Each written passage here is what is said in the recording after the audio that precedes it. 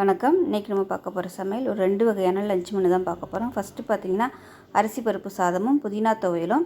ரெண்டாவது lunch menu மீன் maker வச்சு ஒரு மட்டன் குழம்பு மாதிரியே ஒரு குழம்பும் கத்திரிக்காய் தொக்கும். இது ரெண்டுமே எப்படி செய்யலாங்கிறத பார்க்கலாம். விட்டுக்கலாம். இப்போ பார்த்திங்கன்னா எண்ணெய் நல்லா சூடாயிருச்சு. இதில் வந்து 1.5 டேபிள் ஸ்பூன் உளுந்து, 1/2 டேபிள் ஸ்பூன் கடலைப்பருப்பு. உளுந்து தான் அதிகமாக இருக்கணும், கடலைப்பருப்பு கம்மியாக இருக்கணும். அதை வந்து சேர்த்து நல்லா பொன்னிறமாக வறுத்துக்கலாம். கடலைப்பருப்பு சேர்க்காமையும் பண்ணலாம், ஆனால் உளுந்து வந்து கட்டாயம் சேர்க்கணும். இதே நீங்கள் கொத்தமல்லி சட்னியை செய்கிறதா இருந்தாலும் இதே மெத்தட் தான். கடலைப்பருப்பு கம்மியாக இருக்கணும், உளுந்து வந்து அதிகமாக இருக்கணும். இப்போ அது நல்லா பொரிய ஆரம்பிக்குது. ரொம்ப வந்து சிவக்கிற அளவுக்கு வறுக்க வேணாம். நம்ம அடுத்தடுத்த இன்க்ரீடியன்ஸ் போடையில் அது ஆட்டோமேட்டிக்காக சிவந்து வந்துடும். இப்போ வந்து ஒரு 3 பீஸ் வர மாதிரி வெங்காயம் வந்து சேர்த்துக்கலாம். இதுக்கு பதிலாக நீங்கள் சின்ன வெங்காயம் சேர்க்குறதா இருந்தாலும் சேர்த்துக்கலாம். ஒரு 3லேருந்து 4 சேர்த்துக்கோங்க. அடுப்பு வந்து இப்போ குறைச்சி வச்சுக்கோங்க, இல்லைன்னா உங்களுக்கு அந்த உளுந்தும் கடலைப்பருப்பும் கறியும். இப்போ பார்த்திங்கன்னா ஒரு 4 பல் பூண்டு வந்து சேர்த்துக்கலாம். அது கூடவே 4 பச்சை மிளகா காரத்துக்கு தகுந்த மாதிரி சேர்த்துக்கோங்க. நான் வந்து இன்றைக்கி வெறும் பச்சை மிளகா சேர்த்துருக்கேன். நீங்கள் வந்து ஒரு வரமிளகாயும் ஒரு 2 பச்சை மிளகா சேர்க்கறனாலும் சேர்த்துக்கலாம், இல்லை ஃபுல் அண்ட் ஃபுல் வரமிளகா சேர்க்கறனாலும் சேர்த்துக்கலாம். உங்களோட விருப்பம் தான். பச்சை மிளகா வந்து ஃபுல்லாக சேர்க்கும்போது நல்லா ஒரு க்ரீன் கலரில் கிடைக்கும். பாருங்கள், உளுந்து லைட்டாக சிவக்க ஆரம்பிச்சிருச்சு.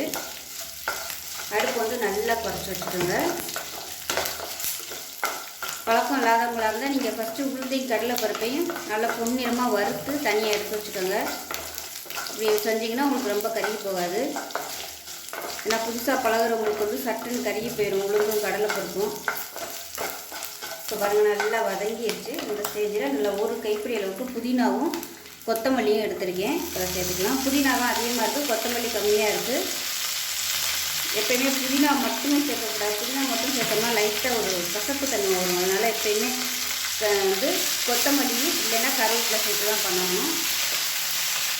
இப்போ ஒரு சின்ன சுண்டைக்காய் சைஸுக்கு புளி சேர்த்துக்கலாம். கண்டிப்பாக புளி சேர்த்துக்கோங்க, இல்லைன்னா உங்களுக்கு வந்து ஒரு மாதிரியாக சப்புன்னு இருக்கும்.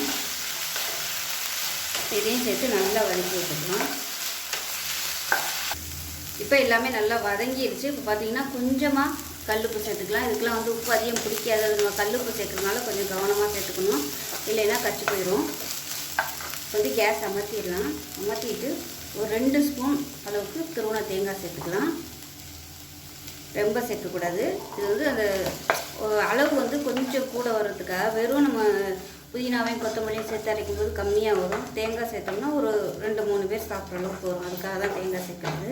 அதனால் ரொம்ப சேர்க்கக்கூடாது. தேங்காய் ரொம்ப சேர்த்தோம்னா அந்த புதினாவோட டேஸ்ட் வந்து அப்படியே மாறிட்டே போகும். அவ்வளோதான். அந்த சூட்டில் வந்து நல்லா பிரட்டி விட்டுட்டு வந்து அமர்த்திட்டேன். நான் ஆற விட்டுட்டு நல்லா நைஸாக அரைச்சிக்கலாம். இப்போ ஒரு குக்கர் எடுத்துக்கலாம். இப்போ தேவையான அளவுக்கு எண்ணெய் சேர்த்துக்கலாம். எண்ணெய் சூடாகட்டும். இதில் பார்த்திங்கன்னா 1 டம்ளருக்கு வந்து சாப்பாட்டு அரிசியும் 1/2 டம்ளருக்கு வந்து துவரம்பருப்பும் எடுத்து நல்லா 2-3 தடவை கழுவிட்டு தண்ணி ஊற்றி நல்லா ஒரு 1/2 மணி நேரம் ஊற வச்சு வச்சுருக்கேன். ஊற வச்சிங்கன்னா தான் உங்களுக்கு சாதம் வந்து நல்லா சாஃப்டாக இருக்கும். அதுக்காக ஊற வச்சுருக்கேன். இல்லைன்னா கொஞ்சம் ஹார்டாக இருக்க மாதிரி இருக்கும். இப்போ இது வந்து ஊறிட்டுருக்கட்டும். இப்போ எண்ணெய் நல்லா காஞ்சிருச்சு.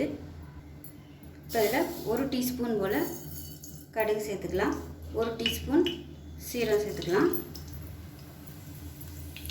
கருவேப்பிலை சேர்த்துக்கலாம். கொஞ்சமாக பெருங்காயம் சேர்த்துக்கலாம். வாசனைக்காக 2 வரமிளகாய் சேர்த்துக்கலாம். இது எல்லாமே நல்லா பொரியட்டும். இப்போ இந்த ஸ்டேஜில் வெங்காயம் சேர்த்துக்கலாம். ஒரு கைப்பிடி அளவுக்கு வெங்காயம் சேர்த்துக்கலாம்.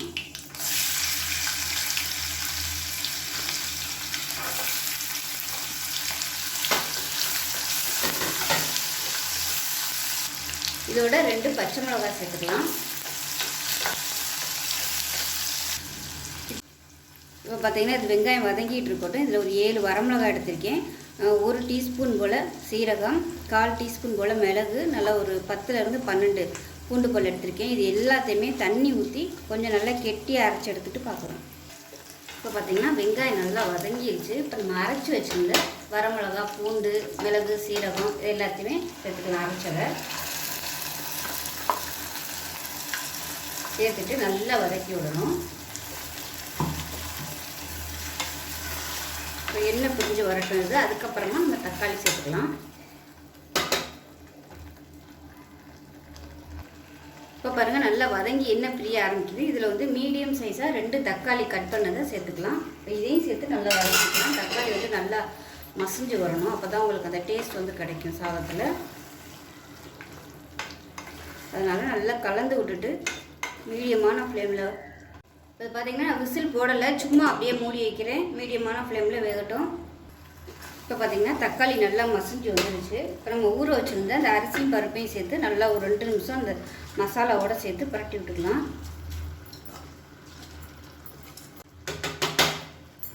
நல்லா 2 நிமிஷம் பரட்டி விட்டுக்கலாம். அப்போ தான் சாதம் வந்து உங்களுக்கு நல்லா உதிரி உதிரியாக புலப்புலன்னு வரும்.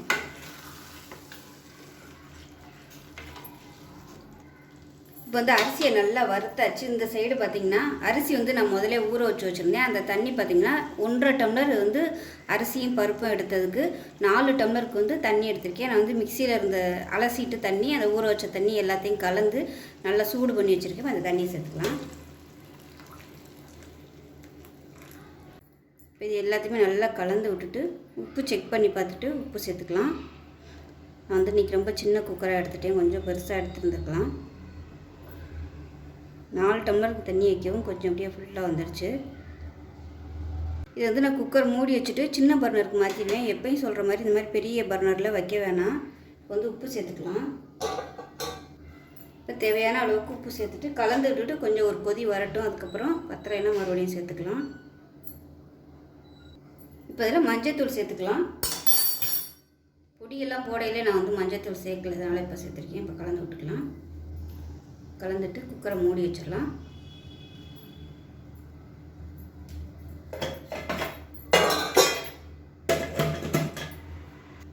விசில் போட்டுட்டு நல்லா ஒரு 5 விசில் விட்டுட்டு பார்க்கலாம். இப்போ எப்படி இருக்குன்னு பார்க்கலாம். தண்ணி கொஞ்சம் அதிகமாக வச்சதுனால இன்றைக்கி எப்படியே குக்கர்லேருந்து எல்லாம் வடிஞ்சிருச்சு.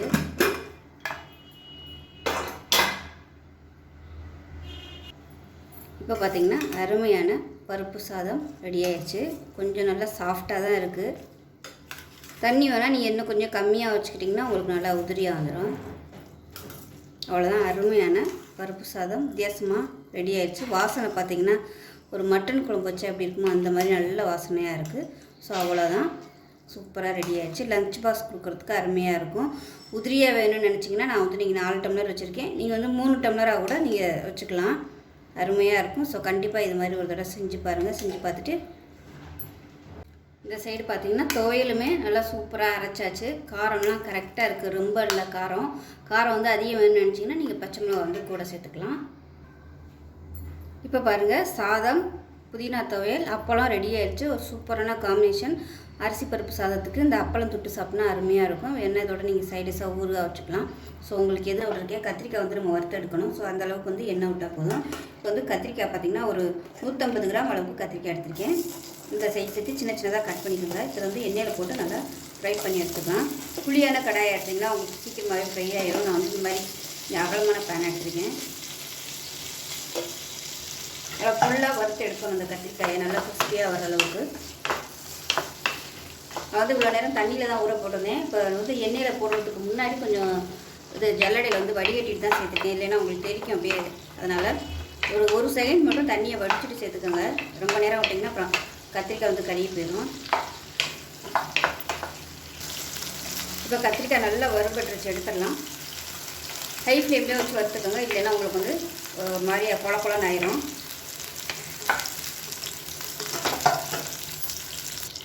இப்போ அதே எண்ணெயில் 1 டீஸ்பூன் கடுகு சேர்த்துக்கலாம், 1 டீஸ்பூன் சீரகம் சேர்த்துக்கலாம், கொஞ்சமாக சோம்பு சேர்த்துக்கோங்க. சோம்பு ஃப்ளேவர் பிடிக்கும்னா சேர்த்துக்கோங்க. எனக்கு வந்து அந்த ஃப்ளேவர் பிடிக்குங்கிறதுனால நான் சேர்த்துருக்கேன். இப்போ கொஞ்சமாக கருவேப்பிலை சேர்த்துக்கலாம். இப்போ இது எல்லாமே நல்லா பொடியாக கட் பண்ண வெங்காயம் வந்து நல்லா ஒரு கைப்பிடி அளவுக்கு சேர்த்துக்கலாம். அதோட ஒரு 3 பல் பூண்டு வந்து பெரிய பல்லாக இருந்ததுனால 3 பல் எடுத்துருக்கேன். சின்னதாக இருந்தால் ஒரு 6 பல் எடுத்துக்கோங்க. அதையும் பொடியாக கட் பண்ணி வச்சுருக்கேன். அதையும் சேர்த்து எல்லாத்தையும் நல்லா வதக்கி வச்சுக்கலாம்.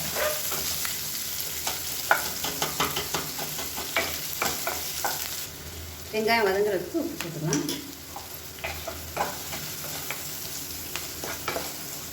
வெங்காயம் நல்லா வதங்கிடுச்சு. இதில் 1 டேபிள் ஸ்பூன் அளவுக்கு மிளகாத்தூள் சேர்த்துக்கலாம், 1/4 டேபிள் ஸ்பூன் மஞ்சள்தூள், 1/2 டேபிள் ஸ்பூன் தனியாத்தூள், அதே மாதிரி அரை டேபிள் ஸ்பூன் வீட்டில் அரைச்சி வச்சுருக்க சாம்பார் தூள் கொஞ்சமாக சேர்த்துக்கலாம். இது எல்லாத்தையும் சேர்த்து எண்ணெயில் லேசாக வதக்கி விட்டுக்கலாம். நல்லா வதங்கினதும் நல்லா ஒரு பெரிய தக்காளியாக ஒரு தக்காளி மிக்சியில் அடித்து வச்சுருக்கேன், அதையும் சேர்த்துக்கலாம். இது நல்லா எண்ணெய் பிரிஞ்சு வரட்டும். இப்போ தக்காளி நல்லா வதங்கி எண்ணெய் பிரிய ஆரம்பிச்சிருச்சு. இதில் வந்து நல்லா இப்போ 1 டம்ளர் அளவுக்கு தண்ணி சேர்த்துக்கலாம். நல்லா சுடு தண்ணியாக சேர்த்துக்கோங்க. இது நல்லா கலந்து விட்டுட்டு கொஞ்சம் கொதிக்க ஆரம்பிக்கட்டும். கொதிக்க ஆரம்பிக்கையில் நம்ம கத்திரிக்காயை சேர்த்துக்கலாம். இப்போ இது கொதிக்க ஆரம்பிச்சிருச்சு. நம்ம வறுத்து வச்சுருந்த கத்திரிக்காயை சேர்த்துக்கலாம். சேர்த்து கலந்து விட்டு உப்பு சேர்த்துக்கலாம். உப்பு வந்து ஒரு 1/4 டேபிள் ஸ்பூன் சேர்த்தேன். உப்பு வந்து அரை உப்பாகவே சேர்த்துக்கலாம். ஏன்னா இது தொக்கா வைக்கிறதுனால இப்போவே உப்பு நிறையா சேர்த்துட்டோம்னா ரொம்ப உப்பு கச்சி போகும். அதனால் அரை உப்பாக சேர்த்துட்டு வற்றி வந்ததுக்கப்புறமா லாஸ்ட்டாக உப்பு சேர்த்துக்கலாம். இப்போ நல்லா கொதித்து வற்றி வரட்டும். நீங்கள் வந்து குழம்பா யூஸ் பண்ணுறதுனாலும் கொஞ்சம் நேரம் நல்லா கொதிக்க விட்டுட்டு இறக்கிக்கலாம். நான் வந்து நல்லா அப்படியே தொக்கு மாதிரி வைக்கிறதுனால கொஞ்சம் நல்லா கொதிக்க விட இப்போ நல்லா கொதிக்குது. இந்த ஸ்டேஜில் அடுப்பு குறைச்சி வச்சுட்டு மூடி வச்சிடலாம். நல்லா ட்ரை ஆகி வரட்டும்.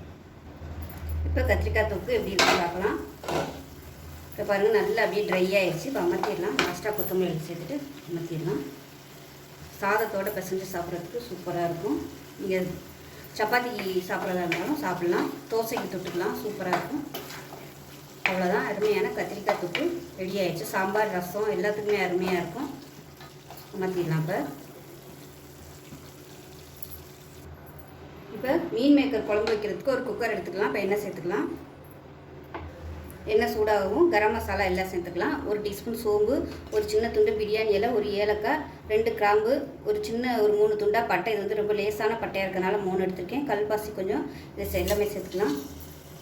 இதோட கருவேப்பிலை எல்லாம் கொஞ்சம் சேர்த்துக்கலாம். இப்போ இது எல்லாமே பொரிய ஆரம்பிக்கவும் நல்லா ஒரு கைப்பிடி அளவுக்கு பெரிய வெங்காயம் நீளமான சேர்த்து வதக்கி வச்சுக்கலாம்.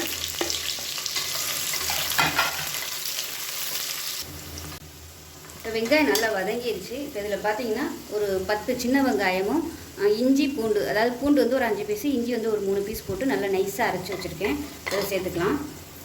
இந்த மாதிரி வெங்காயமும் இஞ்சி பூண்டும் சேர்த்து அரைச்சி இந்த மாதிரி வதக்கும் போது நல்ல ஒரு டேஸ்ட் கொடுக்கும். நல்லா ஒரு மட்டன் குழம்பு வச்சா எப்படி இருக்குமோ அதே மாதிரியே இருக்கும். நீங்கள் இதே மெத்தடில் மட்டன் குழம்பு, சிக்கன் குழம்பு கூட நீங்கள் ட்ரை பண்ணலாம், நல்லாயிருக்கும். இந்த மாதிரி வெங்காயம் அரைச்சி சேர்க்கும்போது நல்லாயிருக்கும். அதுவும் சின்ன வெங்காயம் சேர்த்திங்கனாலும் நல்லாயிருக்கும். இப்போ நல்லா வதக்கி விட்டுக்கலாம்.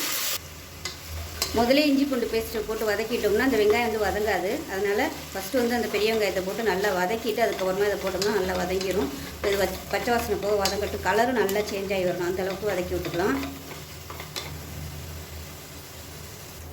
இப்போ இஞ்சி பூண்டு பேஸ்ட் போட்டு நல்லா வதங்கிடுச்சு. நல்லா அப்படியே எண்ணெயெல்லாம் பிரிய ஆரம்பிச்சிருச்சு பாருங்கள். இந்த ஸ்டேஜில் வீட்டில் அரைச்சி வச்சுருக்க குழம்பு தூள் நீங்கள் வந்து எது யூஸ் பண்ணுறீங்களோ அதை சேர்த்துக்கோங்க.